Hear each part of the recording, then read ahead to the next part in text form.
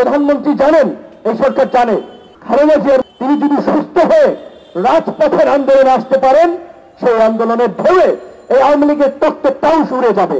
সেই কারণে তাকে মুক্তি দেওয়া হচ্ছে না। এই সরকার একটা পৈশাচিক উল্লাস করছে, বিরোধীদের উপরে নির্যাতন, নিপীড়ন, দমন পীড়ন করে।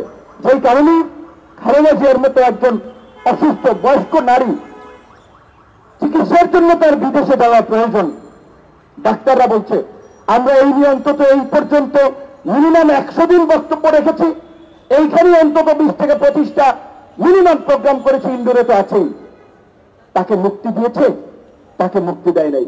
কারণ প্রধানমন্ত্রী জানেন, এই সরকার জানে, তিনি যদি সুস্থ হয়ে রাজপথের আন্দোলনে আসতে পারেন, সেই আন্দোলনের ঢেউয়ে এই আওয়ামী লীগের তত্ত্বের টাউস উড়ে যাবে। সেই কারণে তাকে মুক্তি দেওয়া হচ্ছে না। আমরা বিএনপির লোক না, আমরা বিএনপি করি না, তারপরেও আমরা বলছি যে সাবেক একজন প্রধানমন্ত্রী, মুক্তিযোদ্ধার স্ত্রী, তার উপরে যে অন্যায় এবং অবিচার করা হচ্ছে, এই অন্যায় এবং অবিচারের প্রতিবাদ যদি আমরা না করি, কালকে আমার ভাই রাশেদের উপরে আসবে, পরশুদিন আমার উপরে আসবে। আপনারা বলেছেন গোলাম মাওলা রনি এই ঢাকা বিশ্ববিদ্যালয় তার বাসায় থেকে ফেরার পথে আপনার ঢাকা বিশ্ববিদ্যালয়ের মতো জায়গায় আক্রমণের শিকার হয়েছেন।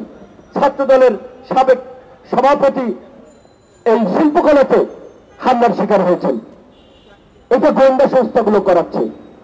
এই আজিজ এবং বেনজিরদের মতো কুলাঙ্গার লোকেরা এই গোয়েন্দা সংস্থান এজেন্সিগুলো পরিচালনা করতে দায়িত্ব আছে। এই শয়তানগুলো এই বিরোধী দলের নেতা কর্মীদের মনে ভয় ঢুকাতে এই হামলাগুলো করাচ্ছে, যাতে বিরোধী দলের নেতা কর্মীরা কথাবার্তা কম বলে, মানুষকে উত্তেজিত কম করে, আন্দোলনমুখী কম থাকে। আমার গলা একটা রশি পরিয়ে দিয়েছে। আপনারা জানেন